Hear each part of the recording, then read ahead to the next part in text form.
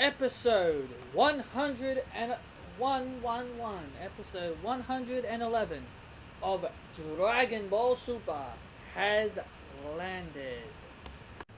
And oh my god, we've got ourselves an episode. Hey, we got ourselves an episode. Now, this is my first review back since I believe it was episode 106. I'm gonna quickly have a look on my channel because I know I haven't been doing a lot of Dragon Ball Super reviews, which I've already explained in a video why I haven't been on. Which basically my laptop died, and I lost my charger, stopped charging, and all that jazz. So that's why I've been away from making videos, and I just brought back my first news report video on Neville leaving WWE. If you want to check that out. Episode 106, yes, that was the last Dragon Ball Super video I did before the whole incident happened. So, and I also made a video regarding about Frieza and his motivations at the end of episode 110 of the 1 hour special, so go check that out as well. So here we're here to talk about episode 111, a spectacular battle, Hit versus Jiren. Jiren has been built up very, very nicely, and I gotta say, WWE likes to call Braun Strowman the monster among men. Well, I believe Jiren is the monster among gods. This guy is an absolute freak of nature. This guy is an absolute freak of nature. Honestly, it's very hard to compliment this man. It's very hard to compliment what this guy could do.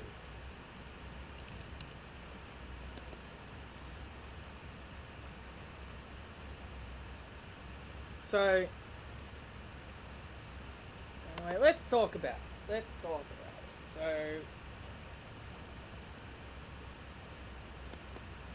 let's talk about what we have just witnessed for a second. Alright? So what we have got so far is that at the start of the episode, we continued from what happened at the end of the last episode, Frieza standing in front of Goku. So we see that happen, and of course, I'm not going to brag about how I was right about this. I think a lot of people in the Dragon Ball community did predict that Frieza was going to heal Goku here. I think it was kind of blatantly obvious. And Frieza does heal up Goku, to Goku's surprise. Goku was very surprised that Frieza did such a thing. Frieza was just telling Goku that he was just returning the favor. He was returning the favor from Namek. Ah, yes, you remember what you did to me on Namek? Well, I'm repaying you. Which is basically what Frieza was saying there. And he also asked Goku... did you hear what the gods are talking about above? And Goku said, no, I didn't. And Frieza said, well, the power you just shown was Ultra Instinct. And then Frieza flew away. And then Goku, holding his shoulder, getting his muscles back up, says the word Ultra Instinct. So this is where the episode gets better. We see Hit and Jiren. I'll tell you one thing. Their fight was awesome. I absolutely enjoyed the Hit versus Jiren fight. It was a very interesting brawl. Hit kept using his time skip ability, and Jiren continues to attack and dodge all of it, and he's starting to get bored. And Jiren is telling him that you really need to start changing it up, otherwise I'm getting bored of seeing you do the exact same thing. So you see the gods talking about how Hit could be under pressure, Goku sees that he has a plan. The other members of Universe 6, Caulifla and Kale and Kaba, see that Hit has a plan. Then you see two Namekians. We see two Namekians from Universe 6. You see two Namekians from Universe 6 try to sneak attack Goku from behind, but then we see Gohan and Piccolo jump in to save him, and they say, "You're gonna be fighting us." So, and then we see Vegeta battling Ribrianne from the Power of Love in Universe 2. I tell you what, every time I see them and listen to their cringy voices, all I just want to do is cringe. I mean, seriously. I mean, Japan, I'm not hating on Japan, but for whatever reason, they've got really cringy girls in Japan, especially when they're trying to do voice acting. I don't know why. That's just how I feel whenever I listen to a girl's voice in Japan. It could be, it could not be, it could be just an English girl trying to speak Japan, or maybe it's just a Japan girl, but honestly, I just feel like whenever I listen to a girl's voice in Japan, especially when it comes to these two bloody girls, they're just bloody cringy. So anyway, as the fight continues on between Hit and Jiren, and then Hit does one of his attacks on Jiren, and he actually hits him, and he actually hits Jiren. And then he says that now I'm going to trap you in a cage where there's no escape. So then Jiren almost falls out of the ring, and then this purple void flows around him. And he's struggling to move.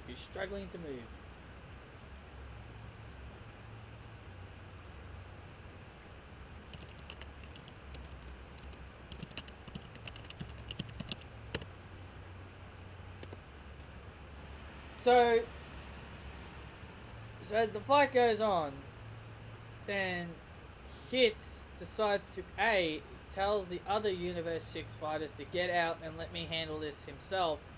Hit has really changed out of what he used to be, apparently, according to Vados from Universe 6, is that she stated that Hit has now learned to care for other people instead of just himself, and I think that was a good character development for Hit, because the backstory that we've got, he was just a silent assassin. He just didn't care about anybody. This is what it looked like for him. But he's now changed, and I think that's really great. And then when Jiren eliminates Hit, Champa, the god of Universe 6, says, "You did a good job." He wasn't mad at him. He was proud of he was proud of Hit and what he has done. So then after that, halftime. Halftime is over. Half of the tournament power is over. Then the sky turns green. In a very interesting change to the battlefield. Jiren is very disappointed that he's eliminated. But Goku sees Jiren, and Jiren is now gone back to his meditating, where he says that I don't need to fight anymore. The people that I dealt with are already gone. And Goku hears Jiren say this, and he takes this as an insult. Goku says, "So you think I'm not worth your time? Well, if I could access Ultra Instinct, I'm sure I can beat you." So Goku takes offense to what Jiren says, and says that. My question is, how is Goku going to get Ultra Instinct again? It's not like he can create another Spirit Bomb. So, I think maybe something happens during the Tournament of Power, and he awakens this power. So it's going to be very interesting to see how the Ultra Instinct power is going to awaken inside of Goku. Now, if I missed anything important, guys, in this review, let me know down below when you comment down below. Let me know if there's any other important stuff I did miss in this episode. I did watch the full episode, but I kind of didn't have enough time to explain every type of detail. So if there is anything that you did find or you did notice that I didn't say, or anything that I didn't notice, so let me know down below in the description, and let me know what you thought of this episode. I thought this episode was really good. And in the episode preview, it looks like we're going to be getting a bit more of Kaba in Universe 6. Vegeta and Kaba are going to be working together. And the final scene I saw at the end of the episode preview piqued my interest. It looked like it was Frieza. Frieza has his hands on Kaba. Obviously, from what I can tell from this, is that obviously since Frieza hates Vegeta,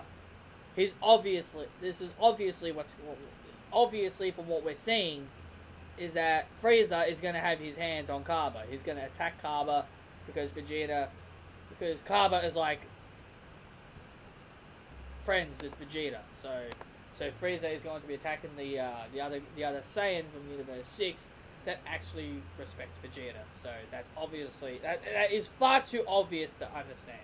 So anyway, guys, that has been my review of episode 111 of Dragon Ball Super. It's great to be back doing these reviews again. I do apologize. I couldn't review the other episodes, but at least I watched them, and that's the main thing. So anyway, guys, thank you all for joining me, and I'll see you all next Sunday when I review episode 112. See you then.